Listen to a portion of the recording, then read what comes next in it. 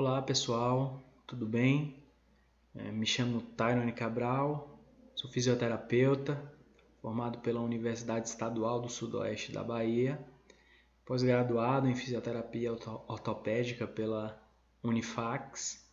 Estarei hoje abordando com vocês o tratamento fisioterapêutico da tendinopatia de Aquiles à luz das evidências atuais. No primeiro momento, gostaria muito de agradecer pelo convite para estar participando dessa jornada acadêmica de práticas esportivas.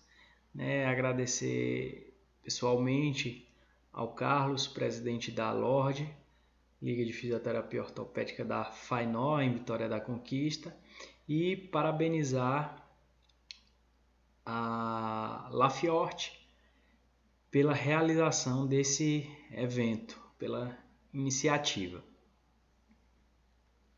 Então, gente, para começar a falar de tendinopatia de Aquiles, acredito que seja importante a gente conceituar o que é a tendinopatia. A Jill Cook, em 2009, ela definiu a tendinopatia como um termo utilizado para descrever a apresentação clínica de dor tendínea localizada quando submetida a cargas, sensibilidade à palpação, espessamento ou função prejudicada. Então, somente nessa definição a gente já pode aprender algumas coisas sobre a tendinopatia. Primeiro, de que é uma dor localizada. Então, se o teu paciente ele chega com uma dor difusa, a gente já pode começar a suspeitar de que talvez essa apresentação clínica não seja de uma tendinopatia. Da mesma forma, que a dor dele não piora quando ele é submetido à carga, então a gente também acende uma luzinha, Será mesmo que esse paciente tem uma tendinopatia ou será que ele tem algum outro problema? Então a gente começa a perceber algumas questões da apresentação clínica das tendinopatias. De onde que vem a dor da tendinopatia? A dor da tendinopatia ela é oriunda de substâncias bioquímicas liberadas pelos tenócitos, quando esses são sobrecarregados por cargas tensivas ou compressivas. A partir daí acontece o crescimento de neovasos, acontecem microlesões que podem gerar inflamação. Por que eu coloquei o termo inflamação aqui, com uma interrogação ao lado? Porque a maioria dos estudos histológicos tem mostrado ausência de inflamação ou uma presença mínima de inflamação. Quer dizer que nunca tem inflamação? Não. O que fica claro para a gente é que a inflamação ela não é o ponto de partida, ela não é o start para o desenvolvimento de uma tendinopatia. Tendinopatia engloba alguns termos, entre eles a tendinose, que é a degeneração do tendão sem sinais clínicos histopatológicos de processo inflamatório. A maioria dos casos que nós atendemos nos consultórios de fisioterapia tem essa característica, são tendinoses.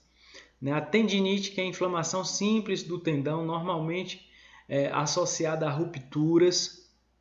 Nós acabamos atendendo esses casos, mas em menor quantidade, porque muitas vezes é uma ruptura um pouco mais complexa, pode precisar de um reparo cirúrgico, a gente já pega esse tendão numa fase posterior, a gente atende esse paciente depois, ou então é um paciente que vai tentando se medicar por conta dessa dor e aí passa o tempo, quando ele chega para a gente ele já tem uma outra apresentação que não a tendinite.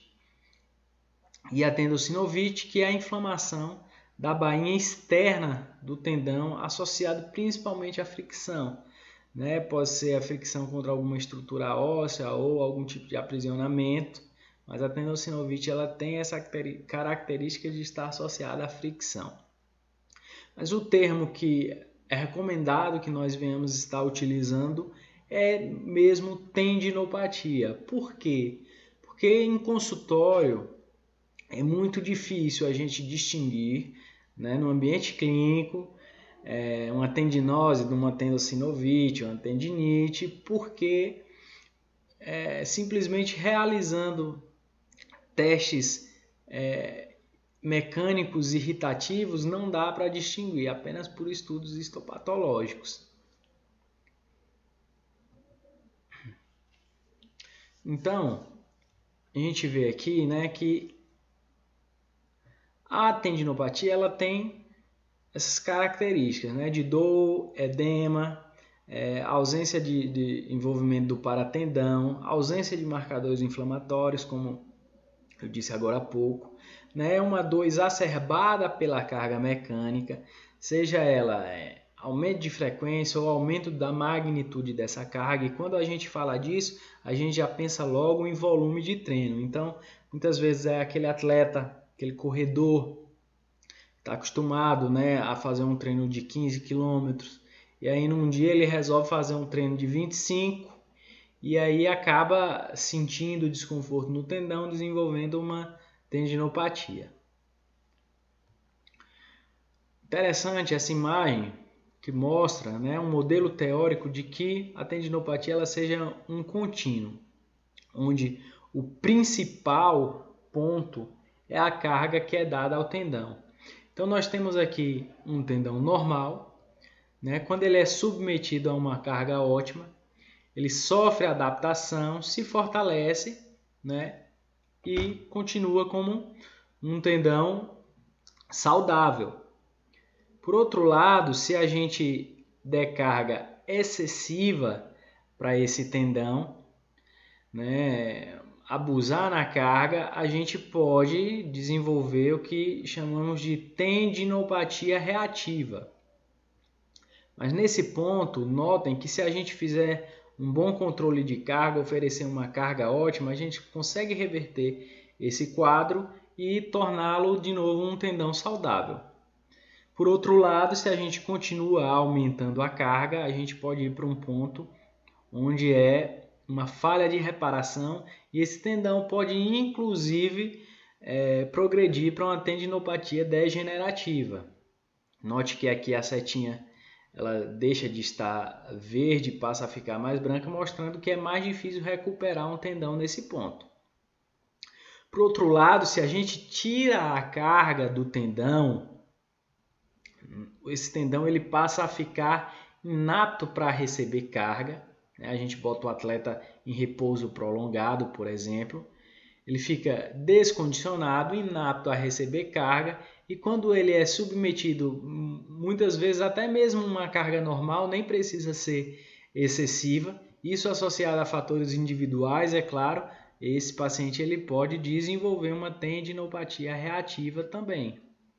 Né? Se a gente der uma carga ótima para esse tendão que está inapto, descondicionado, ele se adapta e assume características novamente de um tendão saudável.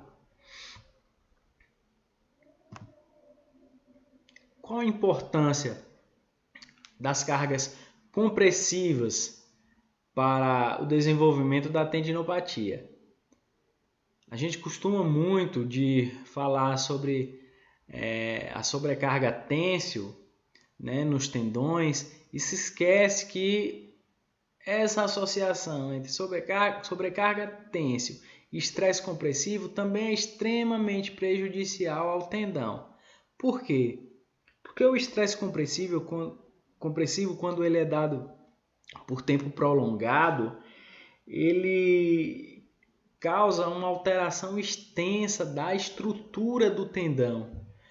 Né? Altera a parte celular, a matriz extracelular, aumenta a quantidade de proteoglicanos, depositado colágeno tipo 3 ao invés de colágeno tipo 1, chega ao ponto dessa mudança estrutural ser tão grande que o remodelamento passa a dar a esse tendão características de fibrocartilagem.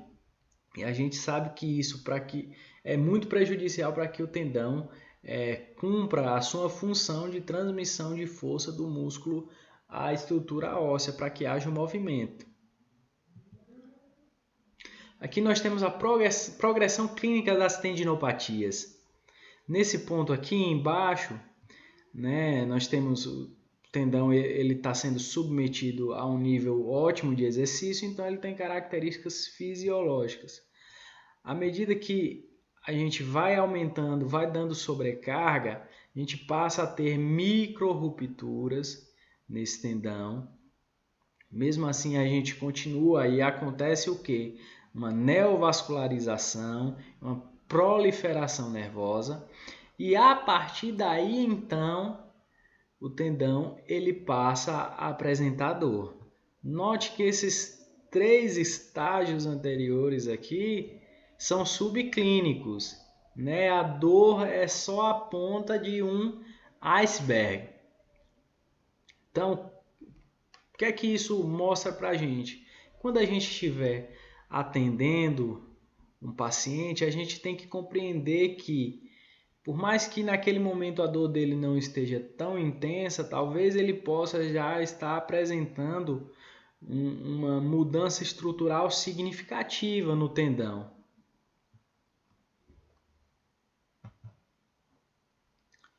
E todos os tendões são iguais? Será que eles respondem da mesma forma? Né? Tendões de membros inferiores, tendões de membros superiores, será que eles se comportam da mesma forma? A resposta é não. Os tendões eles não são todos iguais e por isso o manejo de cada tendinopatia ele deve ser individualizado. Nós temos tendões posicionais, temos também os tendões armazenadores de energia, como por exemplo o tendão de Aquiles, o tendão patelar, né? Então o manejo, o tratamento desses tendões, eles têm que ser feitos de forma diferente. Falando mais especificamente da tendinopatia de Aquiles agora, nós temos 2 tipos de tendinopatia, a tendinopatia insercional e a não insercional. A tendinopatia não insercional é a tendinopatia da porção média, né? Esse ponto A aqui da figura, né? De 2 a 7 centímetros da inserção do tendão, representa cerca de 66% dos casos, acomete sedentários, mas principalmente atletas. Prevalência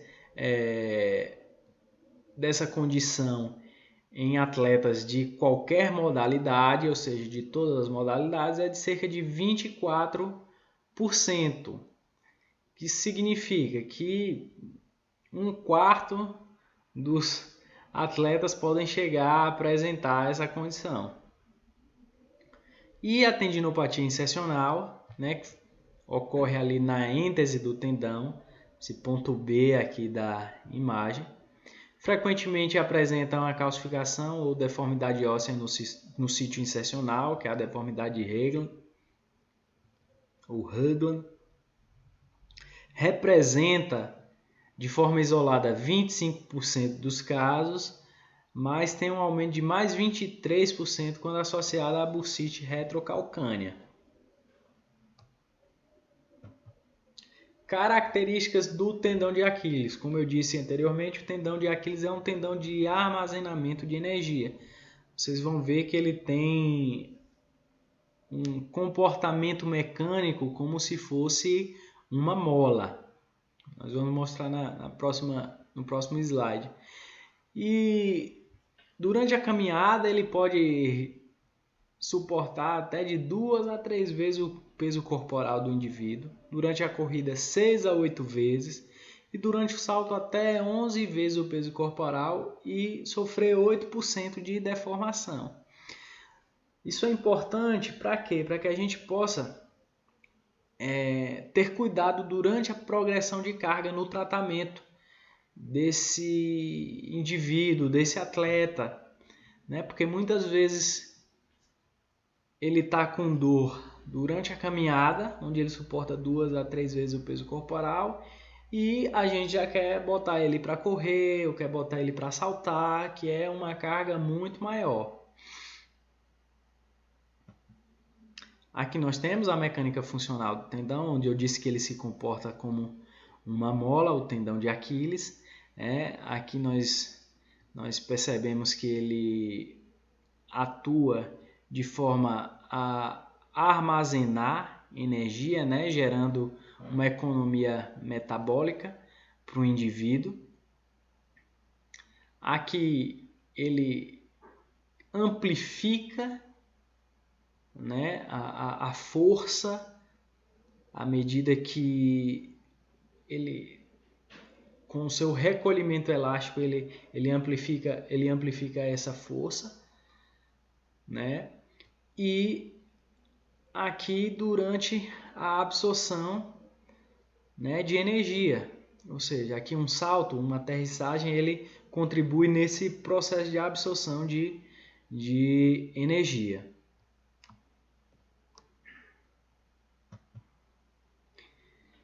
Com relação ao tendão, a gente sabe que ele, quando ele é submetido à carga, à tensão, ele tem uma capacidade de se deformar. Só que essa capacidade ela tem um limite. E se esse limite for ultrapassado, começam a acontecer microfalhas até poder acontecer uma ruptura do tendão.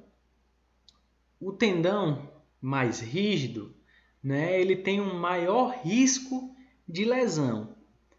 Já o tendão mais complacente, ele tem uma performance reduzida. Ou seja, não é bom ter um tendão muito rígido, também não é bom ter um tendão muito complacente. A gente percebe o tendão mais complacente, por exemplo, o tendão do diabético. O tendão do diabético ele é mais complacente e por isso ele tem uma redução da performance. Será que a gente consegue atuar com relação a modificar essa complacência do tendão?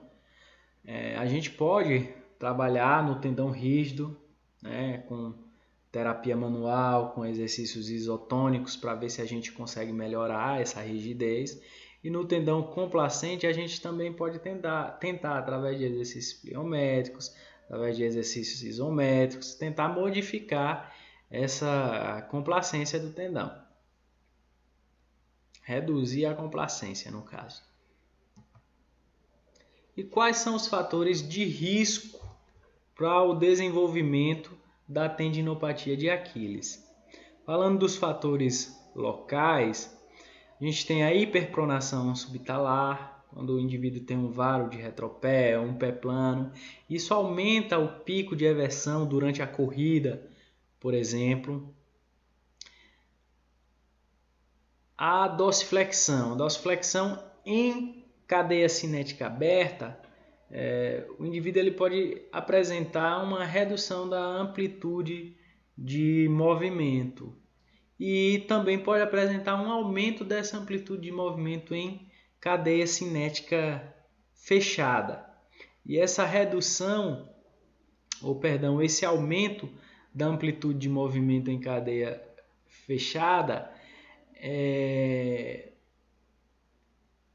ele é prejudicial porque ele leva a uma carga compressiva no tendão de Aquiles. Em cadeia cinética fechada, você aumenta essa dorsiflexão, existe um avanço da tíbia e um tensionamento grande, uma compressão forte ali na região do tendão de Aquiles. Rigidez. Quanto maior a rigidez do tornozelo, maior é o risco do desenvolvimento de uma tendinopatia de Aquiles. É importante a gente perceber também que a complacência do piso onde o atleta pratica suas atividades também interfere. Um piso mais complacente é mais prejudicial. A gente tem essa ideia de que vamos botar o atleta para treinar na areia, porque é um piso mais macio e vai ser melhor para ele, mas não, ao contrário. Aquele piso complacente, no caso da tendinopatia de Aquiles, ele traz mais prejuízo. Outro fator de risco também é a redução da força dos flexores plantares, principalmente a redução do torque excêntrico. Então é é aquele indivíduo que na hora do salto ou da corrida, ali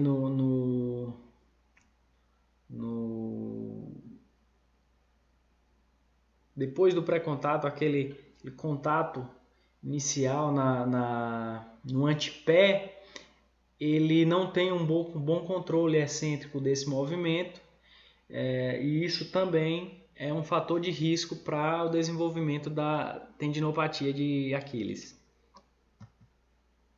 Outros fatores de risco, esses mais sistêmicos, né, são a obesidade, diabetes, como eu já comentei, dislipidemias, o uso de quinolonas, que é uma classe de antibióticos. Essa associação quinolonas e corticosteroides também é muito prejudicial para os tendões, podendo levar até a ruptura. Quanto à avaliação,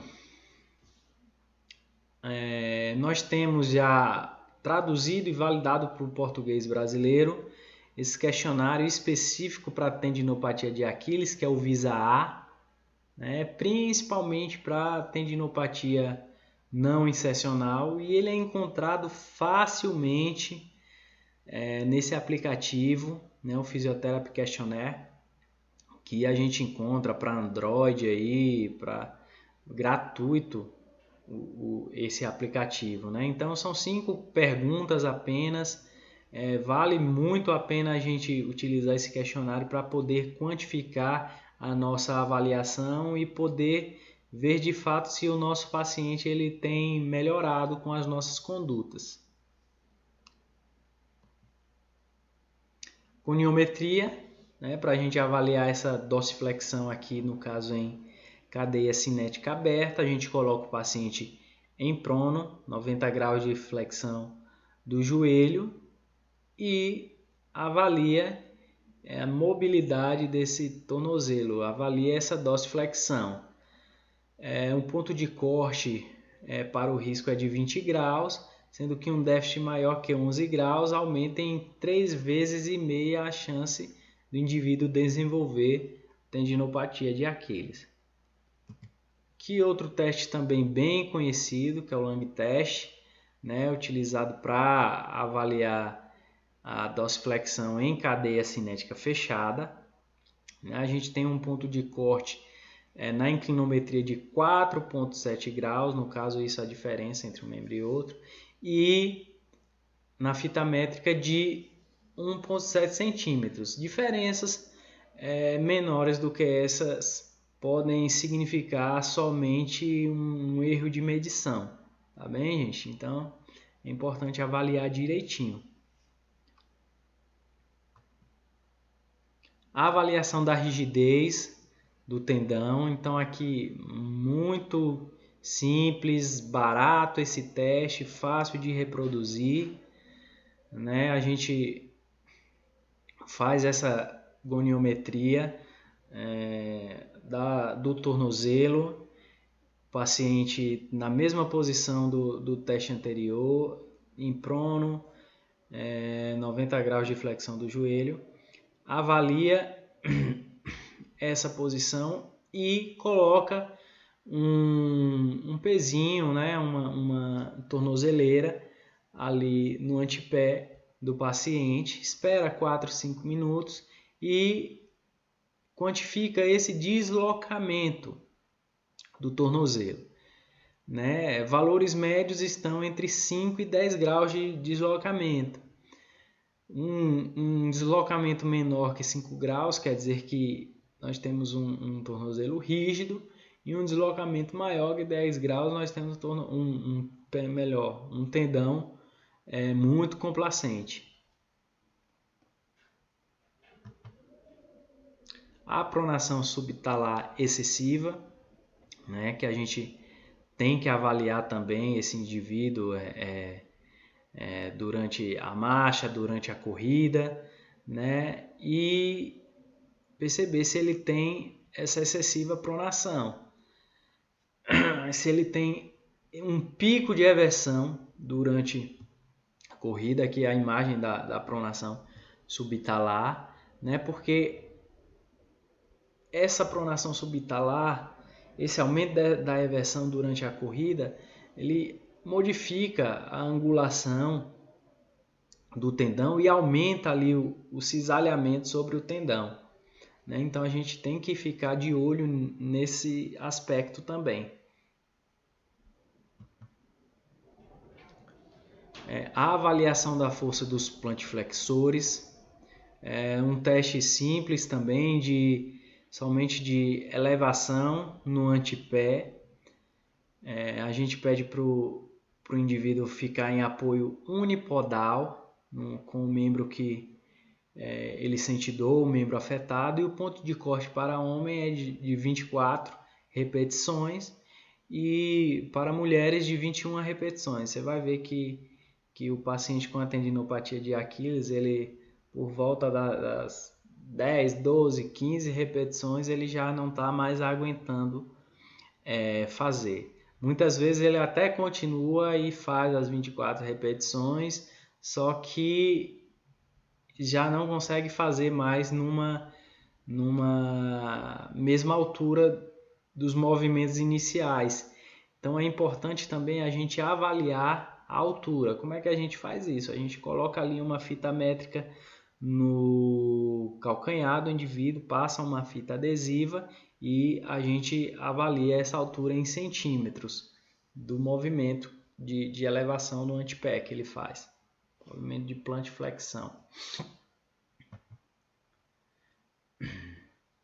Salto contra movimento, a gente pede para o paciente saltar e ver como é que ele faz esse movimento de aterrissagem, né? Porque o paciente, muitas vezes ele entra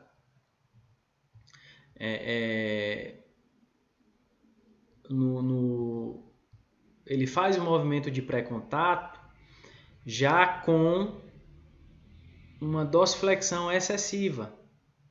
Então isso é ruim, porque ele não vai amortecer bem.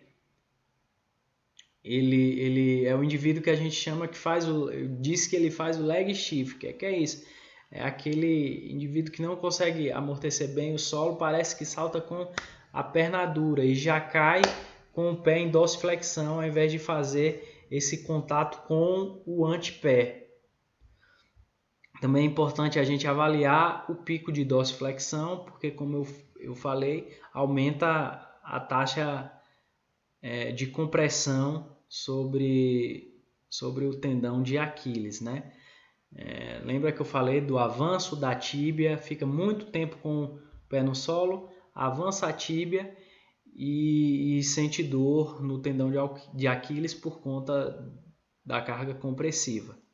Quando a gente fala de carga compressiva, é bom a gente lembrar, né, dos alongamentos durante as fases iniciais da tendinopatia, porque o alongamento gera uma carga compressiva, né, alongamento do tendão de Aquiles, alongamento do tendão patelar, geram cargas compressivas que nessa fase inicial podem agravar o quadro do paciente. E com relação ao tratamento, né, nós temos vários protocolos de tratamento para a tendinopatia de Aquiles. Eu vou estar abordando alguns. E o que a gente vai perceber que é um protocolo guiado por controle de carga, ou seja, o exercício é o principal tratamento para as tendinopatias. Claro que os recursos terapêuticos passivos, eles podem contribuir nesse processo, mas quem guia o tratamento das tendinopatias, e no caso específico aqui da tendinopatia de Aquiles, é o controle de carga, é a modulação de carga, é a carga progressiva, né? O aumento de carga progressiva, é o exercício. Não tem um caminho fácil para tratar uma tendinopatia, né? Tanto é que vocês vão ver que praticamente todos os protocolos são protocolos de 12 semanas de tratamento. Isso quer dizer que, se o paciente acha que vai chegar no teu consultório né, e vai resolver o problema dele em 4, 5 sessões, ele está enganado, porque a tendinopatia ela passa por um tratamento de 12 semanas. Todos os estudos têm essa média de tempo de tratamento, porque o tendão ele precisa de tempo para se adaptar a essas cargas. Então nós temos aqui o protocolo de Alfredson, que é um protocolo de exercício excêntrico isolado, né? São apenas 2 exercícios de 3 séries de 15 repetições feitos 2 vezes por dia por 12 semanas. Né? Quais são esses exercícios? São exercícios onde o indivíduo ele pode ficar na beira de um degrau ou num step, né? Fazer a elevação do antepé, ele sobe no pé que não está acometido ou nos 2 pés e desce fazendo o movimento excêntrico no caso no tendão acometido, no membro acometido. Ele pode chegar até a negativar esse movimento. O que é negativar? É onde o calcanhar fica mais baixo que o degrau ou que o step. É importante a gente não permitir que o paciente ele negative o tornozelo nas tendinopatias insercionais. Por quê? Excesso de dorsiflexão, aumento de carga compressiva na região de inserção do tendão de Aquiles. Esse protocolo de Alfredson ele tem um problema, né, que é a baixa adesão dos pacientes a esse tratamento.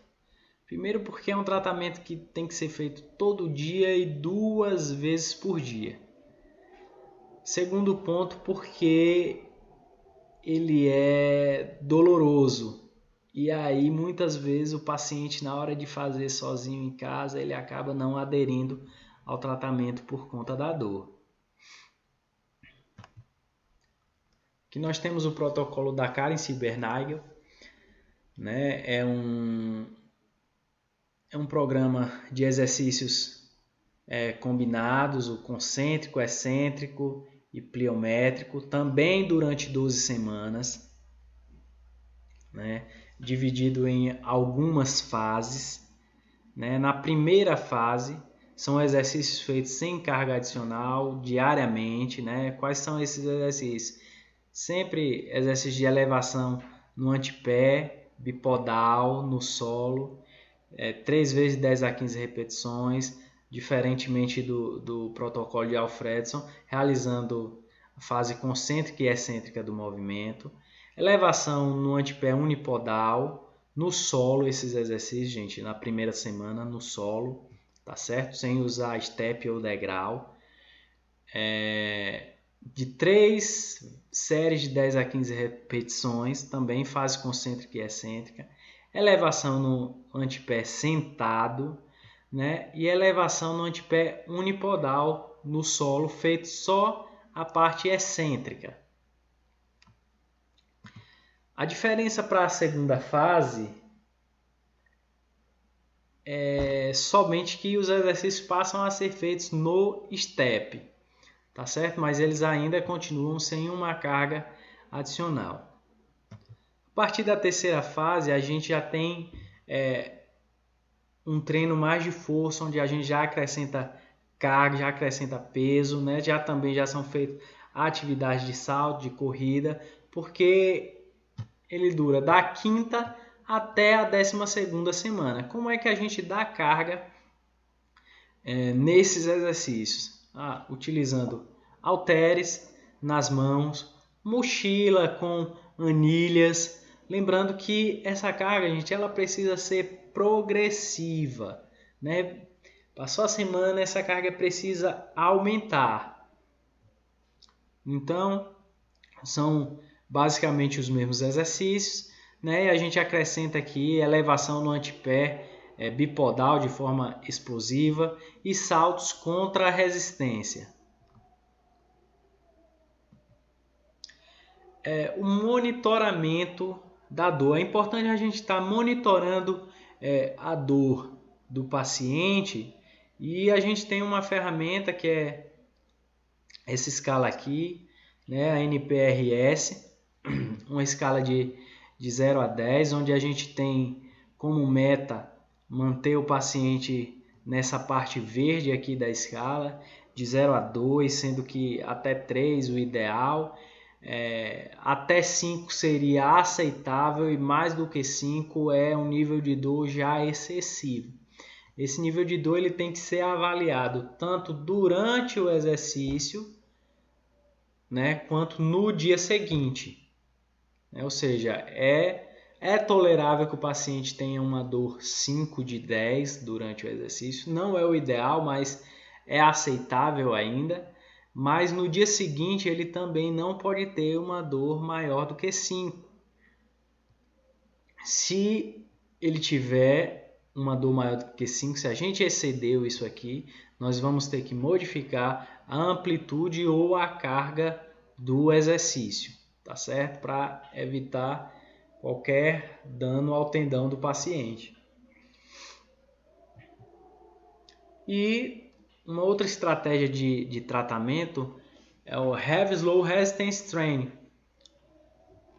São 3 a 4 séries, né, de exercícios. Esses exercícios realizados em máquinas de academia, né, com 3 minutos de repouso entre as séries, e realizados 3 vezes por semana. Os pacientes gostam desse protocolo de tratamento por conta disso. O paciente realiza apenas 3 vezes por semana. São exercícios feitos de forma lenta, né, com uma resistência alta, né? A gente começa na primeira semana com 15 repetições máximas, ou seja, uma carga onde o paciente ele consegue fazer 15 repetições. Na 16ª ele já não consegue mais fazer o exercício, aquele movimento, né? Na segunda semana a gente aumenta a carga para que ele consiga fazer apenas 12 repetições máximas. Entre a quarta e a quinta semana evoluímos a carga para que ele realize 10 repetições máximas, chegando ao final da 12ª semana com ele fazendo 6 repetições máximas. Então note que é uma carga progressiva, né? Os pacientes costumam tolerar muito melhor esses dois últimos protocolos, né? O Heavy Slow e o protocolo da Karen Cibernagel, porque trabalhar somente a fase excêntrica gera mais dor e o paciente ele acaba não aderindo por conta disso. Aqui nós temos alguns artigos, né, que nos mostram que o protocolo de exercícios progressivos combinados de Cibernagel tem evidências equivalentes ao protocolo de exercícios excêntricos de Alfredson, né? Ou seja, o resultado entre eles não é muito diferente. Então não tem por que a gente ficar trabalhando só excêntrico isolado.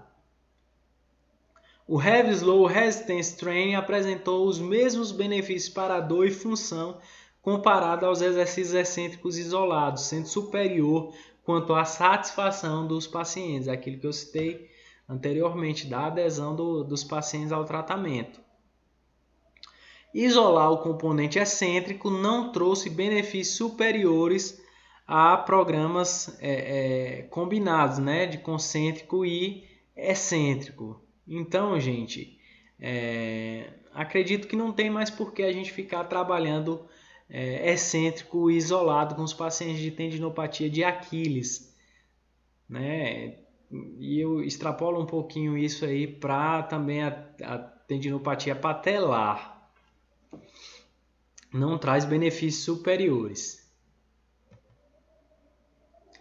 Aqui nós temos a recomendação classe A do Guideline de Prática Clínica, né, que o Heavy Slow Resistance Training melhorou a dor e função em pacientes com tendinopatia de Aquiles do tipo não insercional. seja, uma recomendação classe A para o Heavy Slow Resistance Training. E além dos exercícios, o que é que nós temos de recurso que pode ser utilizado? Temos a laser terapia, né, que tem evidência de que melhora o controle álgico, né, das tendinopatias. Uma laser terapia de 810 a 980, mas isso combinado ao exercício uma vez ao dia, né? E para isso a gente tem que seguir os critérios de dosagem da Walt. A liberação miofacial, tanto manual quanto instrumental, também pode ajudar nesse processo, mas nós temos que focar aqui que deve ser evitado o contato direto com o tendão, gente. Liberação miofacial, seja ela manual ou instrumental, tem que ser feita diretamente no ventre muscular, né? O tendão não tolera muito fricção, não tolera cargas compressivas. Então, lembra aquela questão que se falava muito antes de se utilizar nos tendões, a massagem transversa de Sirex? Hoje a gente já sabe que não é mais recomendado, né? Então ele pode até trazer um alívio momentâneo, mas isso aí no longo prazo acaba prejudicando o tendão. Temos também uma terapia promissora, que é a terapia por ondas de choque extracorpórea, só que poucos fisioterapeutas têm acesso, né, a este recurso. Então a gente diz que é reservado para pacientes refratários, fica reservado esse recurso para pacientes que já tentaram o tratamento convencional, conservador, através do controle de carga e não tiveram uma boa resposta, eles podem estar se utilizando desse recurso, ou seja, um paciente outlier que vai muitas vezes necessitar de um recurso outlier. Eu me esqueci de colocar aqui no slide, mas também existe a eletrólise percutânea. Qual que é o problema da eletrólise percutânea? Aparentemente, os estudos com eletrólise percutânea apresentam muito conflito de interesse, porque são sempre artigos de um mesmo grupo e que é do grupo criador da técnica. Tá certo? Então é bom a gente estar lembrando que a gente tem esses recursos terapêuticos, né? Mas o que guia o tratamento da tendinopatia de Aquiles é o controle de carga, é o manejo dessas cargas, são os exercícios. Então a gente tem que focar nisso, gente, e lembrar que não tem milagre. Um tendão precisa de tempo, são protocolos de 12 semanas de tratamento. A gente tem que passar essa informação para o nosso paciente e mostrar que só assim ele pode ter uma recuperação completa, né? E não ter simplesmente melhora do quadro álgico, mas ficar tendo recidivas. Tá bem? Meu muito obrigado, gente. Que eu possa ter contribuído um pouco nesse processo de aprendizado de vocês com relação à tendinopatia de Aquiles. Estou aberto a discussões, a questionamentos, tem um material que pode ser compartilhado. E vocês podem me procurar nas redes sociais, que estou totalmente acessível e disponível para responder qualquer dúvida de vocês. Tá bem? Muito obrigado. Até a próxima.